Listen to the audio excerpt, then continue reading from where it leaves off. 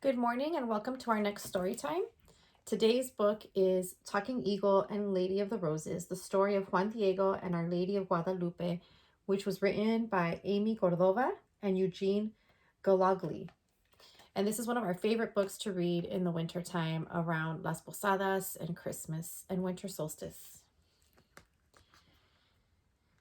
Long ago, in a small village in Old Mexico, a baby boy was born. A child of the great Eagle clan, he was named Talking Eagle, or Cuauhtlatoatzin, in the language of his people, the Nahuas. Talking Eagle and his family grew corn, beans, and squash on their little patch of land.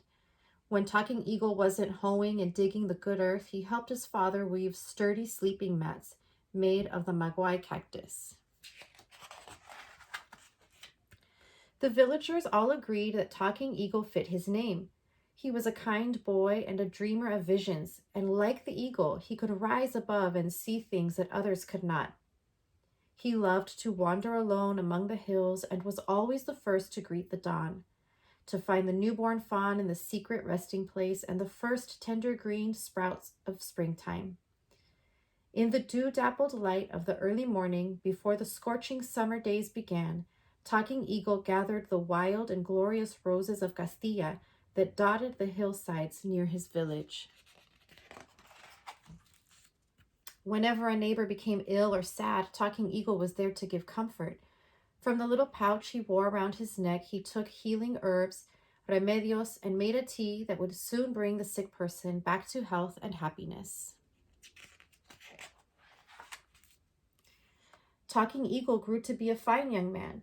He fell in love with a kind-hearted girl from his village, and he asked her to be his bride.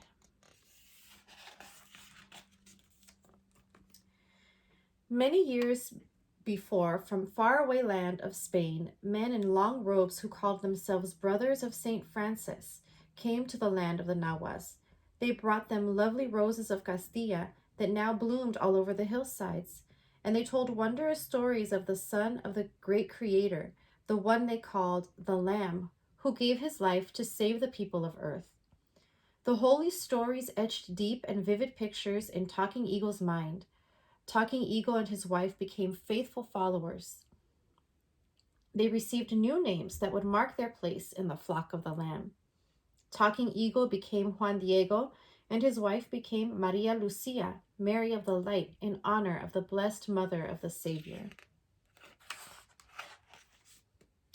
The years drifted by, and like the sweeping changes of the seasons, they brought changes to the world of Juan Diego and his good wife. Maria Lucia went to heaven with the angels, and Juan left his ranchito to take care of his old uncle, Tío Juan Bernardino.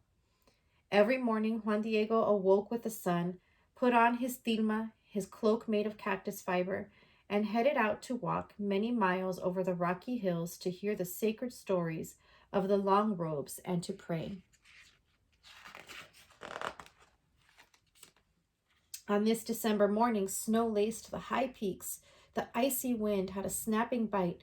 Juan felt the cold air clutch at his bones.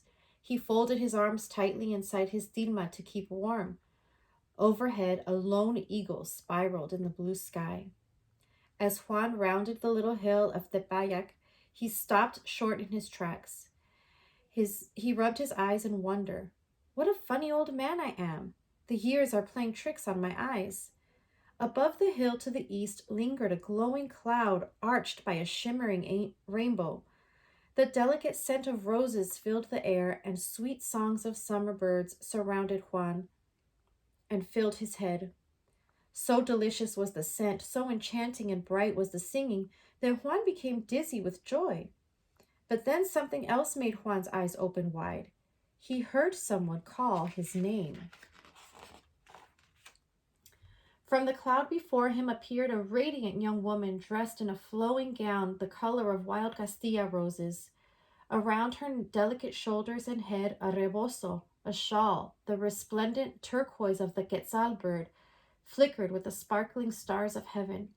Her long hair glistened black as onyx stone, and most astounding of all, her skin was the color of warm brown earth, just like Juan's.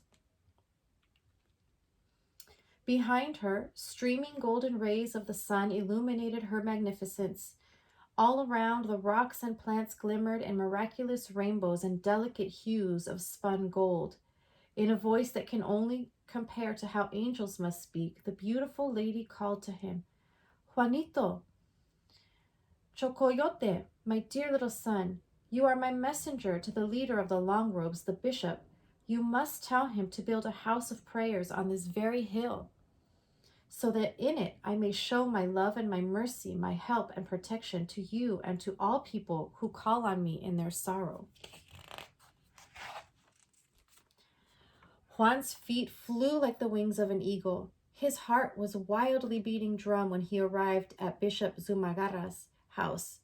But the bishop and his helpers were very busy, and Juan had to wait and wait many long hours for his chance to tell the bishop of the magical lady and her request.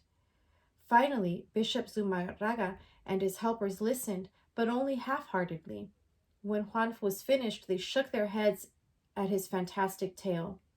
Juan Diego, the talking eagle, could see most clearly that no one believed him. And then, like an annoying fly, he was brushed away.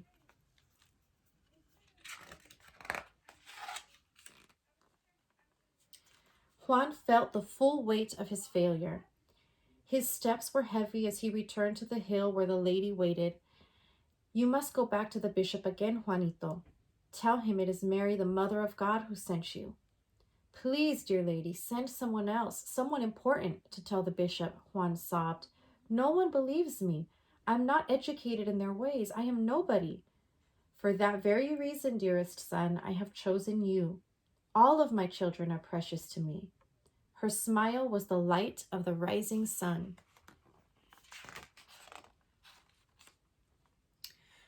The next morning, Juan awoke with the dawn and set out on the long trail to the bishop's house.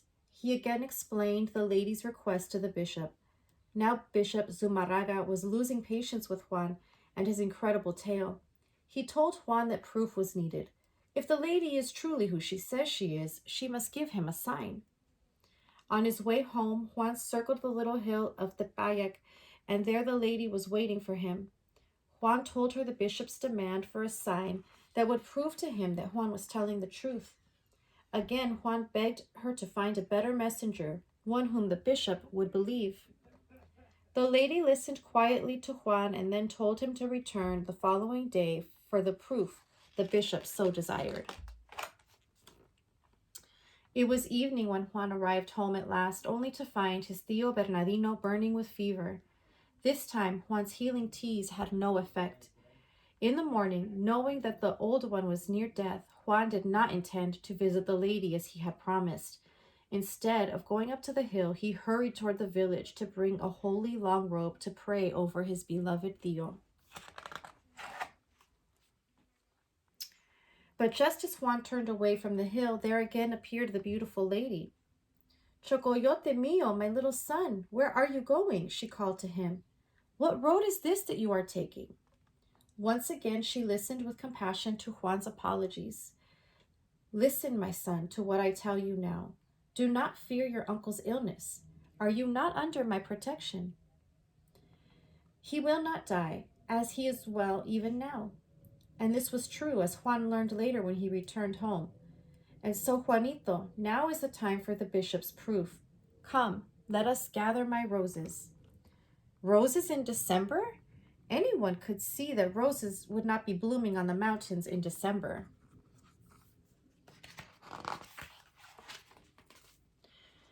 But when Juan reached the hilltop, his astonished eyes were met by hundreds and hundreds of the most beautiful, full-blooming roses of Castilla he had ever seen. The lady gently placed a rose in Juan's tilma. You must promise to show these roses to no one but the bishop. This is the sign that will bring him the courage to build my house of prayers. His tilma full of the rosy blossoms, Juan set off with a heart as light as a hummingbird's feather. He had the lady's undeniable proof. As he hurried along the path, he stole a peek now and then at his precious treasure, to be sure he hadn't dreamed it.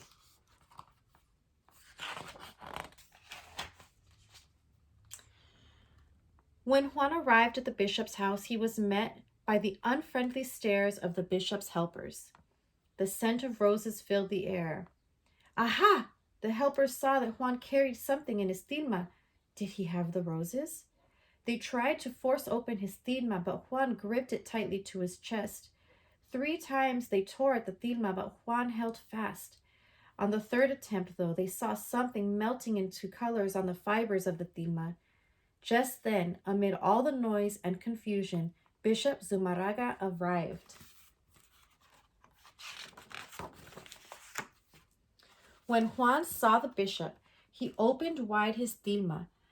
Dozens of the glorious, full-blooming roses of Castilla tumbled to the ground, and there on the fabric of his garment was the image of Juan's lady, painted in the luminous colors of heaven.